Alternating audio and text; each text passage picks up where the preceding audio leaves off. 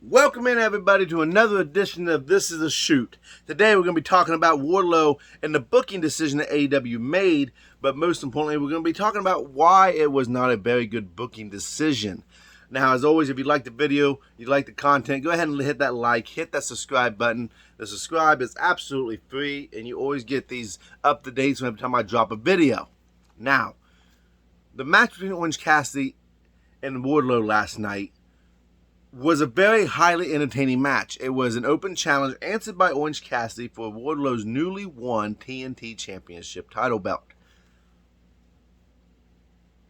Wardlow is arguably right now your biggest babyface in the company. You're putting him against another major babyface in your company in Orange Cassidy. It's not about who's going to win and lose this match. We all pretty much knew that Wardlow was going to go over. But the problem is, Wardlow being this big babyface in which you're trying to push him to the moon. When you compare him up against another babyface, you're putting fans like myself and fans like you guys watching this video in a position where we have to choose who we're going to cheer for and who we are ultimately going to boo. And there were several times in that match where you could hear the boos kind of come out of the fans when Wardlow was starting to get the upper hand, especially when he tore the pockets off of Orange Cassidy's jeans or his attire.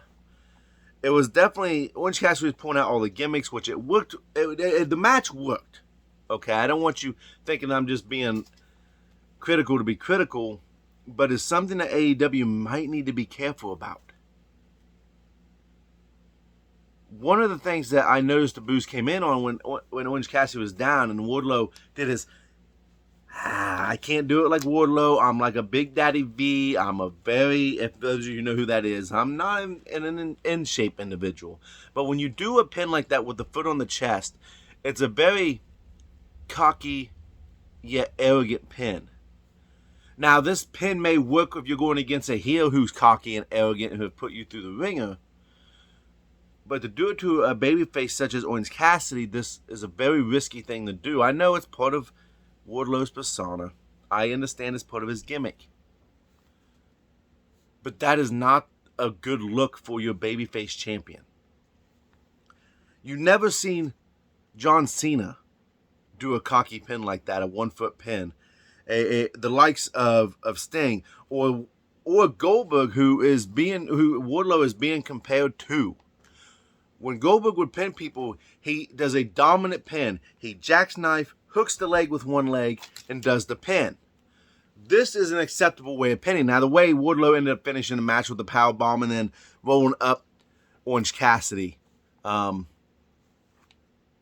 the pin. Now, that was okay, but that cocky pin, they need to be careful in how they do this. You don't want to turn your uber babyface into a heel accidentally. We've seen this happen inside WWE, and it's a mistake that, yes, you're going to make that mistake from time to time.